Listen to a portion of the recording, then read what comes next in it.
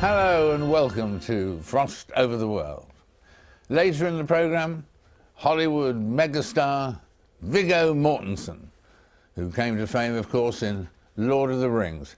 He joins me here in the studio, as does Goldman Sachs whiz-kid, the man who came up with the term BRICS, B-R-I-C-S, for emerging economies, Jim O'Neill. He's here too. And veteran news broadcaster Sandy Gall talks about Afghanistan, which he's visited more than 50 times. But we begin this week with Syria. Negotiations at the United Nations over a resolution aimed at ending the violence in that country seem to have stalled. As residents in the heart of the uprising in Homs begin to refer to their country as a war zone, the Syria peace plan, as proposed by the Arab League and supported by Western states, has had diplomats in deadlock, with the continued threat of a Russian veto at the UN. Well, joining me now is a leading member of the opposition Syrian National Council and the executive director of the Arab Reform Initiative, Bassma Kodmani. Bassma, we say a huge welcome to you. What are you expecting, if anything, to come out of the United Nations in the next few days? A resolution. We hope a resolution, but we are concerned about the endless efforts to tone down the text. And this is the third draft that we have seen. We are very concerned that the text will end up with an ambiguity that is too broad to allow for the real use of what we wanted to see. We do want to see a deadline for the Syrian regime to comply. We want to see the regime complying immediately, actually, with ending the violence, withdrawing security forces, releasing detainees, and allowing for peaceful demonstrations. These are absolute requirements that are in the Arab plan. The UN Security Council should be adopting that plan.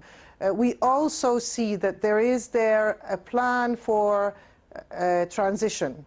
And transition for us cannot start without the departure of Bashar al-Assad, the head of the state. So if that principle is not clear, it is there in the Arab text, it was explicit in the Arab initiative, but we will want to make it completely explicit. And I don't think the Security Council resolution, as we have seen the last draft, makes that clear in any way.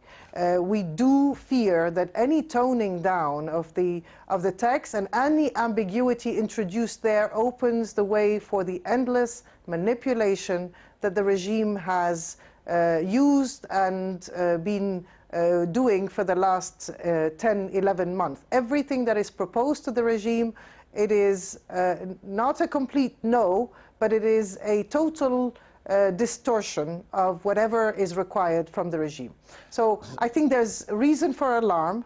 We do want to see the issue within the Security Council. We want to see the Security Council say that it is now seized with the Syrian issue, that it will discuss it today and after a few days and set a deadline. But we are very concerned about the ambiguity that is being purposely introduced by particularly the Russians. Well, I was going to say to you there that when you were talking about what the Arab League, for example, had said and how their draft was much better, you put the blame for what you've just said about the thing being watered down on Russia, or Russia and who? I think there are reservations from a number of countries on issues of principle. It is not for the Security Council to meddle into domestic affairs of a country. although this has happened in the past. So I think this is now obsolete, this kind of interpretation. But we do find countries that are still continue to say that. China is one of those. Brazil was one of those, probably South Africa and India, who may see that this has some implications and creates precedents for similar interference in their domestic affairs. This is a possibility. But I think the Russian position is the one that is the most difficult to deal with, frankly, because it really comes across as a protection of a regime that is committing crimes. And I think this is where our message to Russia and the message of the people in Syria, but our message as the Syrian National Council has been, you must today acknowledge that this page needs to be turned, that this regime is finished, that there is no possibility for it to survive. And anybody from inside the regime is now telling us that, even those who are most afraid. So our message has been, let us acknowledge this, and please let us turn this page together. There is a future for Russia in Syria. We had relations with Russia before the Assad regime, and we will continue, and we want to continue to have relations in the future. But don't make that impossible today. Do you think over the next few days that the debate will swing towards your point of view and you will get a satisfactory resolution from the United Nations? Or do you think the talking will just go on and on and on? I think some countries are working in good faith with a lot of patience and using their diplomatic skills to find a compromise formula for the resolution. However, I think a resolution that has no meaning after 11 months of this bloodshed and of the suffering of a people, a resolution that becomes meaningless because it is too ambiguous and too watered down and too soft in the language, I think will be rejected by the Syrian population. I think that it will create a lot of disappointment and frustration among Syrians, and that is a source of new danger. The Syrians get the message so far that they are left on their own, that they should rely on their own forces. What that means is, and unfortunately, it does mean that they will seek to acquire weapons, that they will seek to defend themselves, that they will organize themselves in ways actually on the civilian side, but you cannot avoid in this situation. You cannot prevent the militarization of the process of the activists on the ground. Unfortunately, we're just about to lose the satellite. Hopefully there is progress. Thank you very much indeed. Thank you. The Chinese Year of the Dragon has just begun. Often that's seen as a good omen, but will 2012 see the Chinese dragon have a soft landing, or will it too crash and spit fire across the markets? What will it do? My next guest is the chairman of Goldman Sachs Asset Management. He's been described as a rock star in the financial world, thanks to his foresight. Sounds good, that, doesn't it? And his pragmatism and his predictions on global economics. Did he foresee the global financial crisis? Does he think the euro is about to collapse? What will happen in terms of China? Jim O'Neill is here right now. Jim, welcome. Thank you very much. Nice to be here. There's so much to talk about, but the mention there of China, do you have your doubts about China's financial future?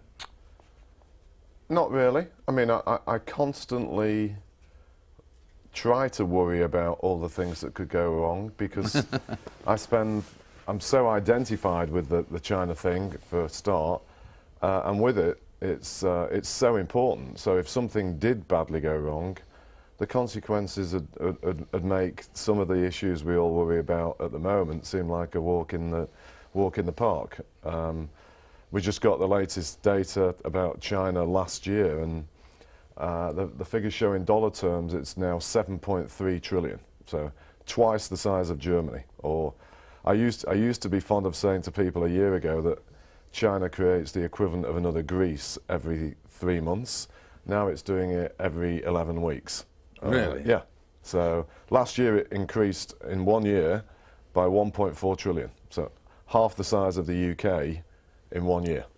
And what about looking ahead? I mean, looking ahead to the crash and all that happened in 2008 and so on.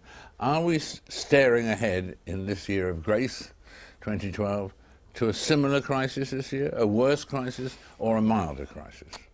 I suspect none of those three. You know, particularly with this news station and its true global reach, I suspect some of your audience probably appreciate the changing nature of the world than many people in the West, in the UK or in the US or large parts of Europe. Many people look at the world from purely their own perspective, and especially from my generation, they just assume that what's going on in their own economies is dominating the world. But it's not true anymore. On a truly global basis, as I just said a minute ago, China is increasingly becoming the main force. And so whilst there are some major challenges and issues, particularly in Europe, it's not affecting the world in anything like the way that many Western commentators say. Even within the heart of Europe, Germany is still showing signs of something close to enjoying a boom. Earlier this week, its latest unemployment figures reported German unemployment at its lowest level for 20 years, which you don't really get much comment about that in the UK or the US. You coined the phrase, I think, the BRIC countries. Are they all strong at the moment? Or is India wavering? They've all had quite a few of their own issues to deal with. But interestingly, against the background of the sort of mood which you accurately depict in people's minds, people are thinking about all four as having serious problems. There is this talk about a hard landing in China, which I think is increasingly showing signs of not happening, and it'll be something more of a soft landing as such, although it's far too simplified. India had a very troubled second half of last year, particularly when it came to leadership and making decisions, but the very latest data in India has shown actually quite an acceleration. Russia, which is the one I'm frequently given great advice to, you know, when are you going to drop the R in BRIC? Russia just reported its GDP numbers for last year at 4.3%, way ahead of anything that you can expect in the Europe or the US. Obviously helped a bit by oil, but doing well. And Brazil has slowed a lot, but it's also showing signs of picking up again. So these four together are increasingly becoming the dominant force of the world economy. In a year's time, hopefully we will be together before then, but in a year's time, will we be looking at a eurozone that is about to no longer exist, or do you think it will survive if the important word, I suppose, in all we're talking about is not so much debt as growth? I think getting some growth is now key, and you know, things change by the day in terms of the games going on between all the key players, of which there's many. But this week, it looks as though the Germans are starting to appreciate that one of the prices for them extracting commitment to even tougher fiscal discipline is that they all need to get together and try and get some more growth going as well. So, you know, that is the next way to think about this issue. To your core question, you know, there's lots of things ahead which could put in more landmines. In particular, the French election is a major source of fresh uncertainty and potential different paths. But assuming that isn't, I think it's very likely that the eurozone will still exist. With the same membership, or will Portugal have left it, or Greece left it? Or? On balance, I suspect by the end of this year, all the current members will still be in, but the two which are struggling the most and will face probably the most ongoing challenges to live with the restrictions of the eurozone are Greece and Portugal. And if you ask me by 2020, I'm not sure if all the same members will be in, but I do think the euro area will still survive. One last thought. Sir Fred Goodwin is now Fred. Yeah. He lost his knighthood because of his actions or lack of actions in the collapse of 2008 and so on and so forth. Do you approve of that decision to take away his knighthood? I think it's nuts. You know, the precedent it sets for that prestigious honour yourself.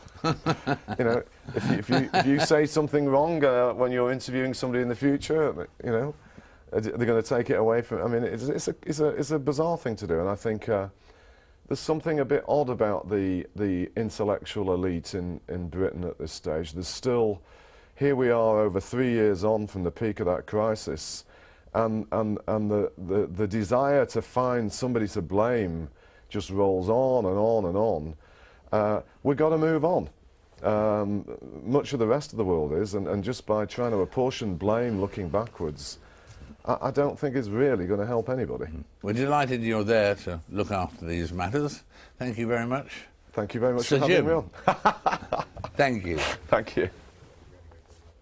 And so to music. The skills needed for performing and composing don't often go hand in hand.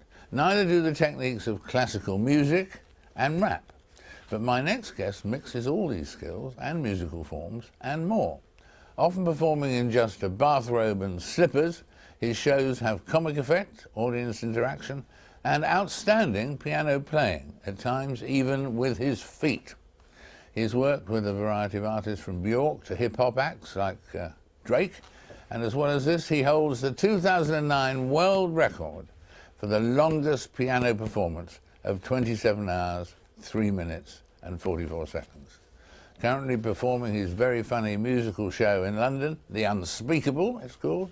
Before I speak to him, to Chilly Gonzales, let's see a clip of the man himself in action.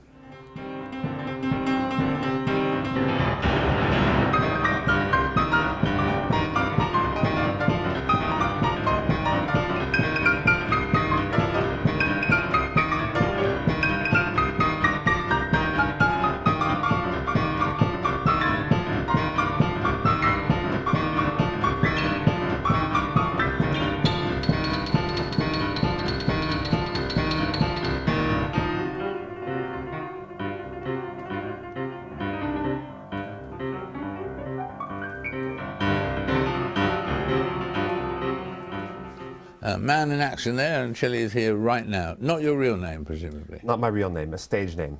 Stage name. Real name? My real name is Jason Beck, but I'm an entertainer. But you thought you were an entertainer, and Sure. Jason Beck sounds like an accountant or something. Well, I think Chilly Gonzales contains just the amount of ridiculousness, but perhaps a bit of intrigue in it. It sounds to me like a comic supervillain, and I always thought of myself on stage as some sort of superpowered being. Right, a superpowered being. Well, that's a very good basis for a show, isn't it, in fact? And why the bathrobe and the slippers? I suppose that and playing on an upright piano is also to show people that I'm trying to take this idea of the virtuoso pianist away from the pedestal, away from the idea of being a bit condescending.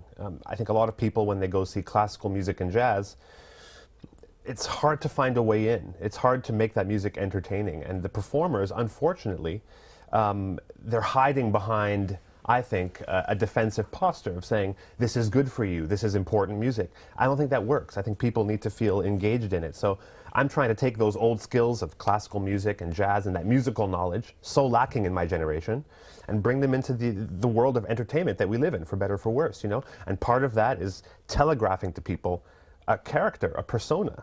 And that involves the bathrobe and the slippers and the fact that I am a self-proclaimed musical genius. Right. All of that is to let people know that we are in 2012 and classical music and jazz music and those great art forms, they don't have to die. They can be updated successfully. And how did you get into breaking Guinness Book of Records records? 27 hours, was it? 27 hours, yeah. I think there's a bit of competition missing from music. I came from a world called indie rock. It's a lot of people playing the guitar and, frankly, not being very ambitious. It seems like they're just happy to kind of coast on this idea of being the accidental artist. I don't like this idea. I think we need to be entertainers. I think we need to take it away from this ivory tower. And so I think, the barrier to break a Guinness World Record was just a way of having competition with myself because, frankly, I don't have a lot of people around me I can be in competition with, and I want to be made better. I want challenges. I want to better myself. And why, after 27 hours, why did you stop did you just fall asleep, or you were knackered? Why didn't you go on for another hour? Because I'd broken the record. Because you'd broken the record. I had so broken that the record. Did it. Of Yeah. course, of course. You do what you have to do to get ahead. And now someone comes along and they do 28, 29 hours. If they do, you will go for the new record of 30, yeah? I'm not sure about that, to be honest. I'm not sure about that. You're not sure because you want to do 30 hours? I'm not sure I want to start a cycle in which, in which all of a sudden I'm having to break my own record. Perhaps I can think of another record to break. Maybe the shortest concert ever. Maybe I just did it. Yeah, that was it. Yeah. That was it, yes. Or the shortest text in the Bible and all of those things. Jesus wept, sure. And so how much, when you get up there on stage, how much do you want them to be admiring the music, and how much of the time do you want them to be laughing?